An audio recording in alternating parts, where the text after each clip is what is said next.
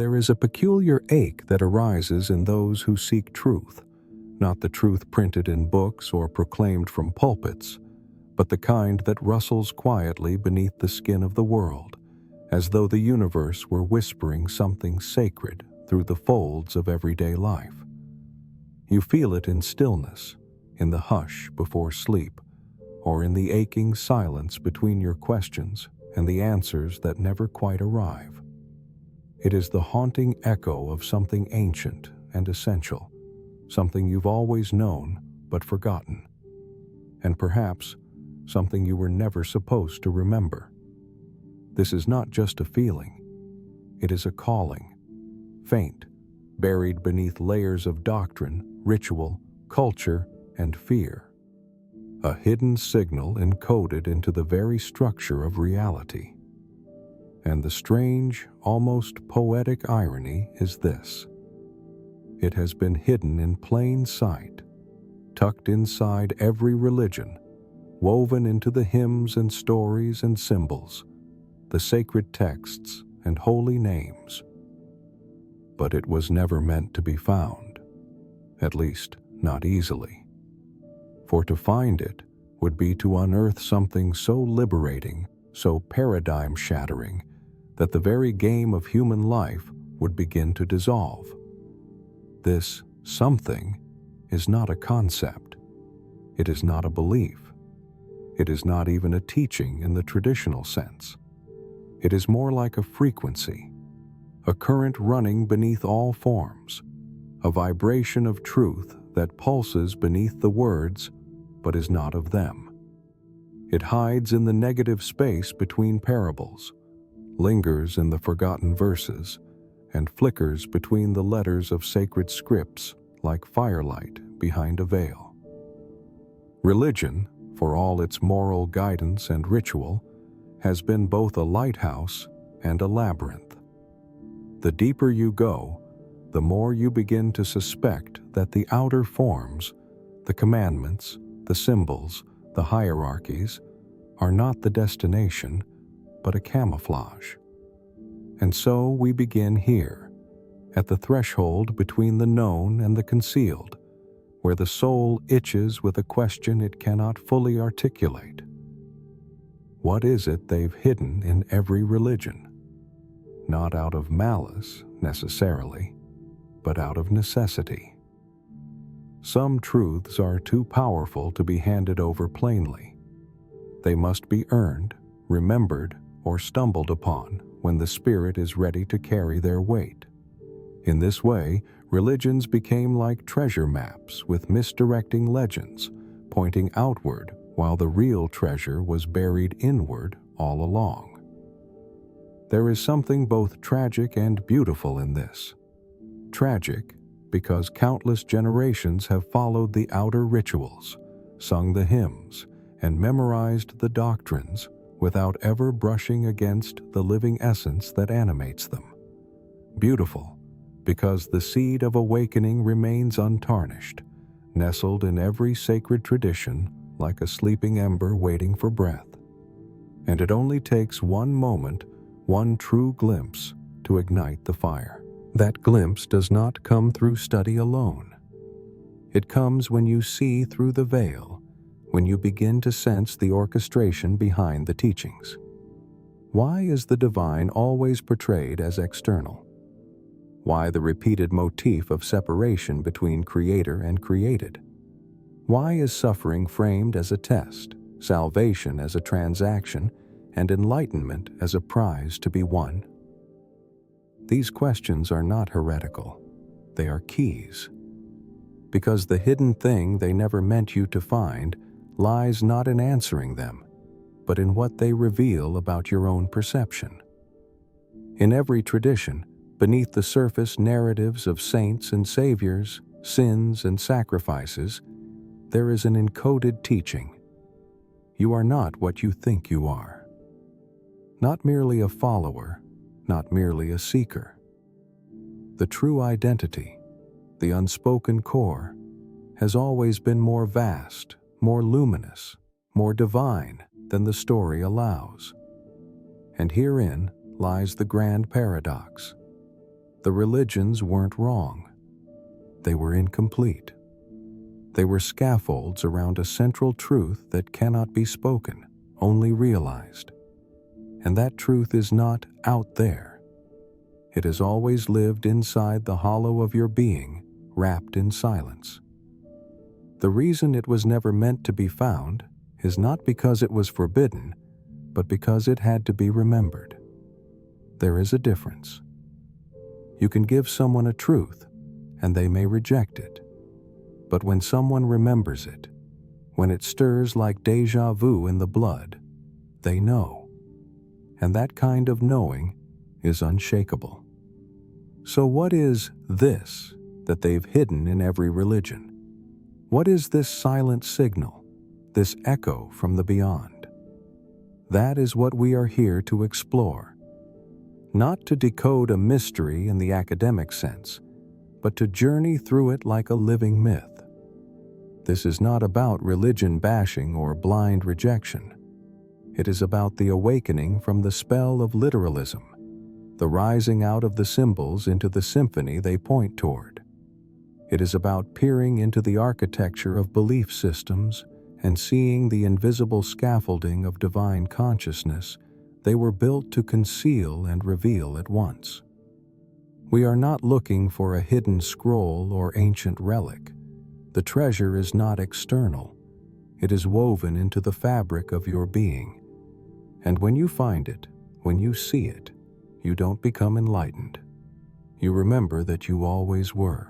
To step beyond the veil of symbols is to enter a space where language falters and essence reigns.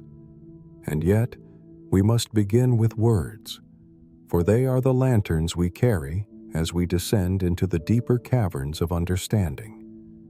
If the introduction was the knocking at the door of hidden truth, then this section opens it, revealing not the full vista, but the winding staircase within. Every major religion, no matter how disparate in practice or appearance, leans toward a common axis, a gravitational center around which rituals, teachings, and myths revolve. This hidden axis is not theological, but existential.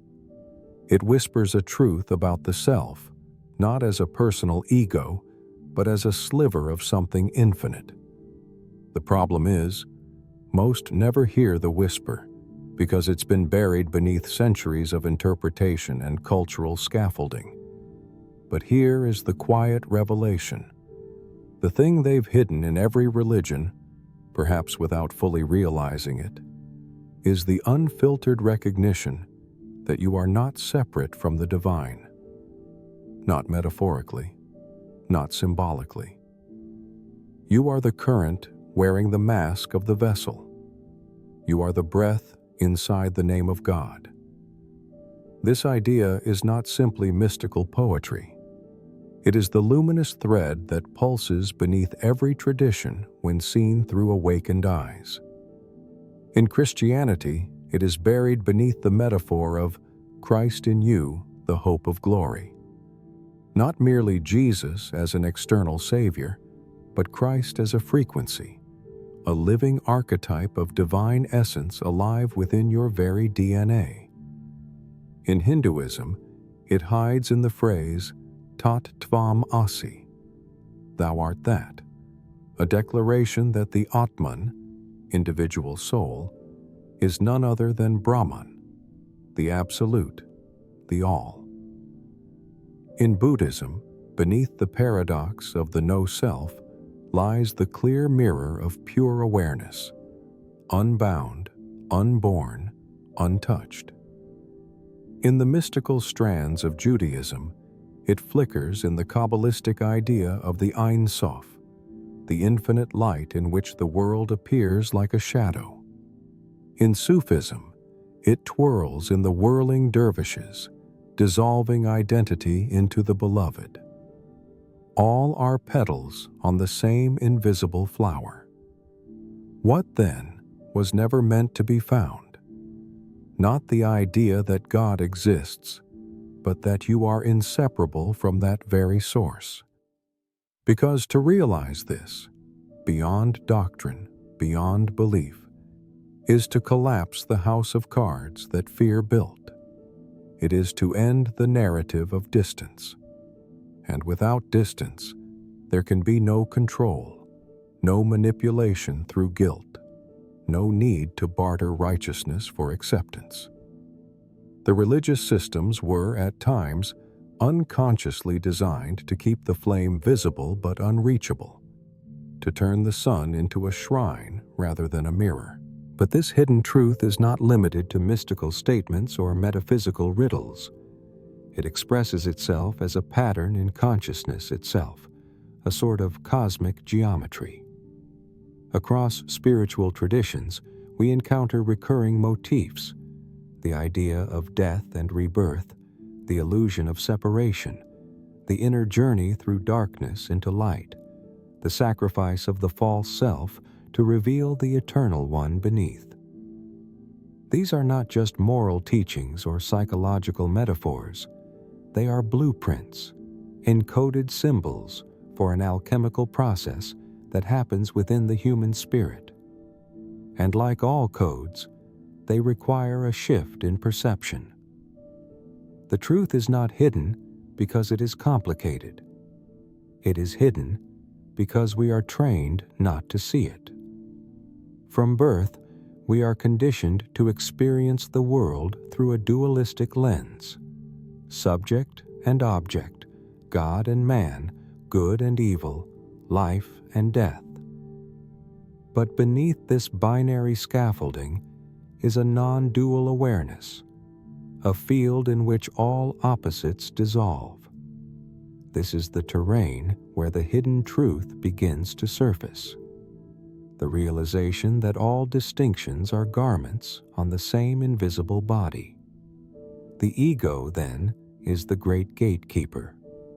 It resists this truth with cunning disguise, wearing even spirituality as a mask. It seeks to possess awakening, to add divinity to its identity like a trophy. But the secret inside every religion was never about possession. It was about dissolution, the dissolving of the false self into what has always been. And this is precisely why it was never meant to be found through intellectual striving alone. It requires a death of sorts, a surrender, a falling inward beyond thought. So we arrive at the heart of the paradox. The thing they've hidden in every religion, the core essence, the radiant seed, is the very thing that renders the structures of religion obsolete once it's remembered. It is like finding the secret ingredient in a dish, only to realize you've known its taste all along, but never by name. The spiritual path is not a ladder to climb, but a veil to lift. Not a belief to adopt, but a remembering to awaken. And yet, this realization is not a rejection of religion, but a fulfillment of it. The hidden truth doesn't destroy the temple. It lights the candle that was meant to burn inside it. Once seen, the scriptures read differently. The stories breathe with new meaning. The metaphors unlock. You see through the eyes of direct experience, no longer a follower, but a living embodiment of what was once sought. In this light, we come to understand that the hidden truth was never locked away by some nefarious council or secret society. It was hidden in the folds of consciousness itself, awaiting the moment a seeker would stop looking outward and turn within. And when that happens, the entire architecture of belief shifts from being a cage to a compass. Stories are how truth survives the tides of time. They move like rivers beneath the frozen ice of dogma, still flowing even when the surface appears still or broken. If truth were handed down directly, it would perish beneath the weight of literalism, misinterpretation, or misuse. But when encoded in parable, wrapped in myth, and softened into symbol, It takes root in the unconscious, where it waits, gestating in silence, until something in the listener is ready to awaken. Every religion carries its myths, and within those myths lie patterns, sacred templates of transformation. These are not merely tales to be admired or moral lessons to be obeyed. They are blueprints, psychological and spiritual instructions for those with the eyes to see and the courage to descend. And behind them all, like a whisper hiding in plain sight, lives the one forbidden truth. You are not the character in the story. You are the storyteller who forgot. Consider the story of the Garden of Eden. To the literal mind, it is a tale of temptation, punishment, and exile. But beneath the surface, the garden is not a place. It is a state of being, a state of union, where the human and the divine are one. The fall is not a sin. It is the descent into duality, the moment consciousness turned outward, objectifying the world and forgetting its origin. The serpent, long demonized, is not merely a tempter. It is the spiral of awakening, the kundalini coiled at the base of your spine, offering not destruction, but the knowledge of self. And the flaming sword guarding the tree of life? That is the barrier of ego, the fire of resistance that must be passed through to return to inner union. It was never about exile from a garden. It was about forgetting that you were the garden all along. Or consider the crucifixion of Christ, one of the most potent and misunderstood symbols in religious history. Beyond its literal frame as an event in time, the crucifixion is a symbolic map of ego death. The cross is the intersection of heaven and earth, spirit and matter, where the identity forged by the world is willingly surrendered. The death is not merely physical, it is the annihilation of the false self. And the resurrection is not a miraculous comeback, it is the re-emergence of the true self, timeless and luminous, finally free. Every one of us carries this cross, and every one of us, in our own inner Jerusalem, must face the same invitation. Will you cling to the illusion, or will you allow it to die? In the Bhagavad Gita, Arjuna stands on the battlefield, trembling before his kin. He does not want to fight. But Krishna, the divine within him, speaks. You must play your role, but know that you are not the role. This is not a story of war, but of spiritual tension, the soul torn between the identities it has inherited and the truth it longs to become.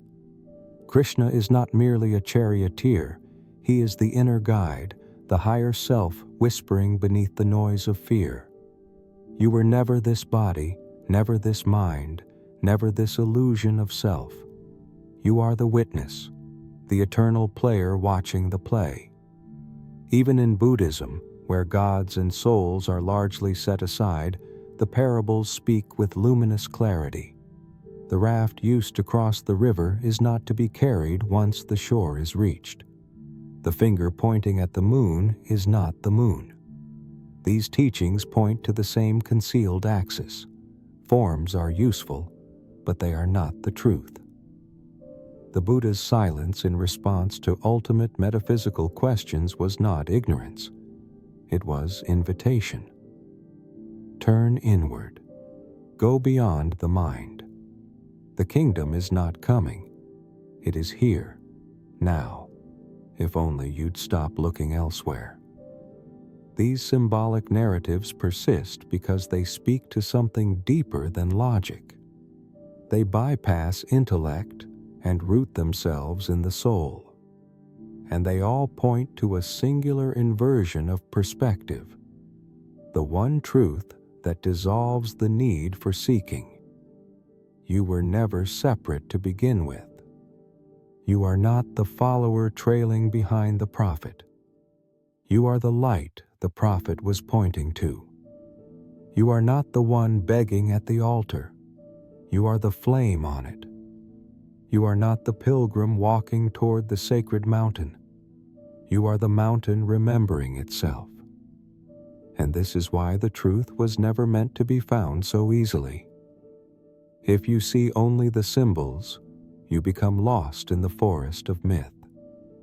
If you cling to the characters, you forget you are the dreamer.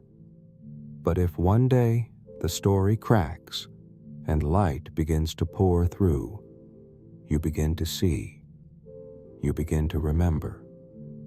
The ancient Egyptians called it the weighing of the heart, where the soul is balanced against a feather, not as judgment, but as reflection. Is your heart light enough to remember who you are beneath the weight of all you've carried? Beneath the guilt, the shame, the stories you believed were you? The truth was never missing. It was hidden, yes, but not by some sinister cabal or secret priesthood. It was hidden in the folds of parable, the poetry of symbol, the silence between verses. And the key to unlocking it has always been the same: stillness, attention, and a willingness to let go of who you thought you were, to discover what never left. The most dangerous assumption in spiritual life is this: that profound truth must be distant, abstract, or reserved for monasteries, mountaintops, or mystics. But what if the very thing you've been seeking in sacred texts and ancient temples is present in the way you breathe, the way you walk, the way you listen to silence in your own kitchen before the kettle sings? Hidden truth, once glimpsed, is not meant to remain lofty. It descends. It humbles itself into daily life. It seeps into your choices, your relationships, the way you speak, the way you pause before reacting. Awakening is not a climax. It is an integration, a slow and tender melting into a deeper presence. And this, too, is part of why it was never meant to be found in the way we usually seek, because it was always meant to be lived. When you begin to understand that every religion contains echoes of the same divine spark, and that this spark is not external to you, but you, then even mundane experiences become radiant with symbolic power. A glance becomes communion. A stranger becomes a mirror. A moment of sorrow becomes a sacred ceremony in the temple of the body. You stop compartmentalizing life into spiritual and ordinary. You begin to see that everything is lit by the same hidden flame. Let us take, for example, the concept of prayer. In many religious contexts, prayer is seen as petition, an upward request, an appeal to a distant deity. But once the veil has been lifted, prayer becomes less about asking and more about aligning. It becomes a moment of resonance, not request. You are not sending words to the heavens. You are becoming a tuning fork for the divine frequency that already exists within you. A silent breath of presence, when done with sincerity, becomes more powerful than hours of recited doctrine. Because it is real, it is alive, and it comes from the place that was hidden, not from the mind, but from the heart space beyond identity. Even the act of suffering changes its quality when viewed through this hidden lens. No longer merely punishment or misfortune, suffering becomes a teacher, a refining fire that burns away illusion. You begin to ask not, "Why is this happening to me?" but rather, "What is this trying to awaken within me?"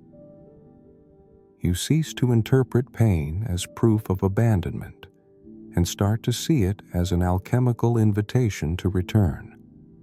Every heartbreak, every loss, every unraveling becomes a sacrament, a baptism into presence. Work changes too. When the hidden truth becomes active in your awareness, purpose is no longer measured by status or achievement, but by presence. You begin to feel when something is aligned not just intellectually, but energetically. You can walk away from what is hollow, not out of rebellion, but out of resonance. You realize that the true temple isn't a building, it's the integrity of your moment-to-moment expression. If you cook with love, your kitchen becomes a sanctuary. If you listen with presence, your living room becomes a monastery. Wherever truth is honored, the divine is there. Relationships evolve from transactions into sacred mirrors. You begin to notice how each person in your life reflects a part of you. Some reflecting your wounds, others reflecting your light. But all become teachers.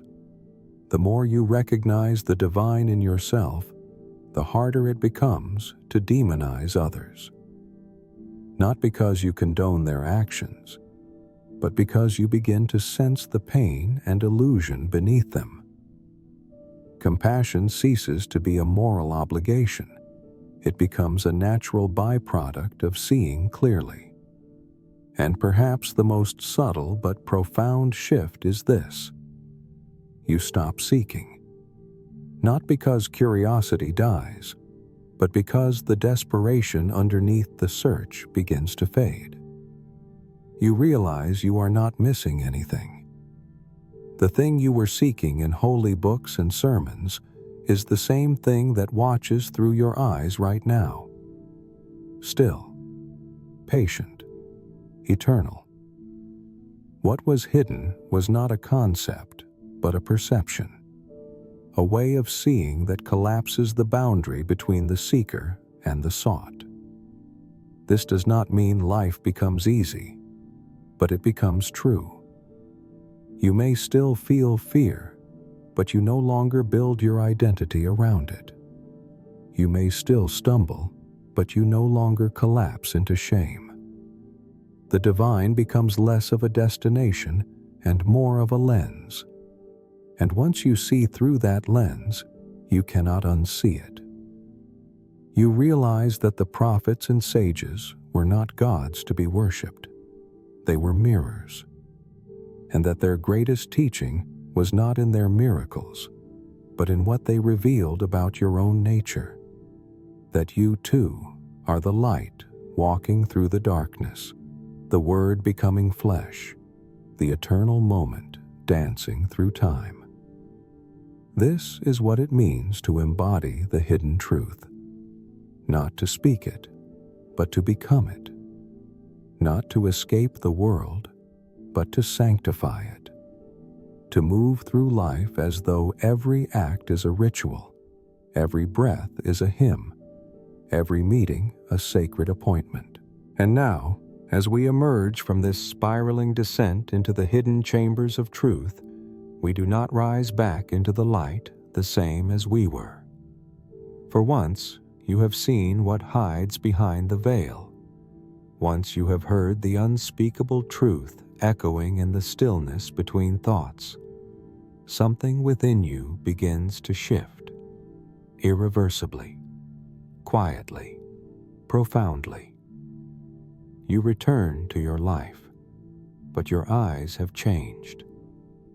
The hidden truth that we have traced like a golden thread through parable, prayer, and the pulse of everyday life is not a new idea. It is ancient beyond time, yet it arrives to you now as if for the first time. This is the paradox of the real. It has always been here, but it waits until you are ready to recognize it not as theory, but as yourself, not as an external voice, but as the awareness behind the voice, the stillness beneath the words, the light inside the eyes reading these lines. What they have hidden in every religion, intentionally or otherwise, was not merely a piece of knowledge, but the most subversive and liberating realization of all. You are not separate from the source. You never have been. You simply forgot. The structures of religion served a purpose. They were scaffolding for a time when humanity needed forms, stories, and systems to approach the infinite without being overwhelmed. But like all scaffolding, they were never meant to become the house itself. The tragedy is not that religions existed. The tragedy is that we mistook the pointing finger for the moon.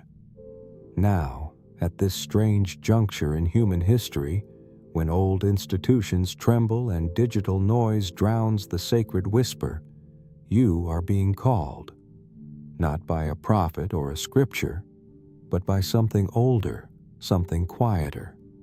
The same voice that spoke to Moses from the burning bush, to Rumi in the silence between poems, to Buddha beneath the Bodhi tree. That voice is not behind you or above you. It is within you, and it is now. The call is not to follow, but to remember. Not to believe harder, but to see deeper. Not to escape this world, but to awaken within it. And this awakening is not a moment of thunder or fire. It is the slow, soft rising of a truth that feels less like discovering something new and more like coming home to what you always knew. You do not need to abandon your tradition, but you are being asked to look beyond its surface, to see where the myth becomes mirror, where the form bows before the formless, and more importantly, to become the living flame that burns without needing a name, to live as though every step you take writes a scripture in the unseen. This is not a performance. It is a presence, and presence cannot be faked. You cannot manufacture it with technique or mimic it through language. Presence is what remains when all else is dropped. It is the field beyond right and wrong, beyond seeker and sought, beyond even awakening and sleep. It is the still point in the turning world. It is you, unveiled. And now, the most radical act you can commit is not rebellion or belief. It is to become the hidden truth. To walk through the world not as a seeker, but as the light that others forgot they carried. To look into the eyes of another, even your enemy, and see the same spark staring back. To speak not to be heard, but to remind others of their own silent knowing. To be the doorway where others glimpse the eternal. In the end, this is the quiet revolution they never prepared for. Not one of dogma or power, but of remembrance. The revolution of the soul, the return to the garden, the resurrection of the light inside form, the crumbling of illusion not through war, but through awakening. So now I leave you with this. Do not seek the truth. Become so silent, so present, so fiercely real, that truth reveals itself in your reflection. Live as though everything is sacred, because it is. Walk as though you carry a secret in your chest, because you do. And speak as though your words might wake someone from 1,000-year sleep, because they might. The hidden truth is no longer hidden. You have found it. You have remembered. You are it.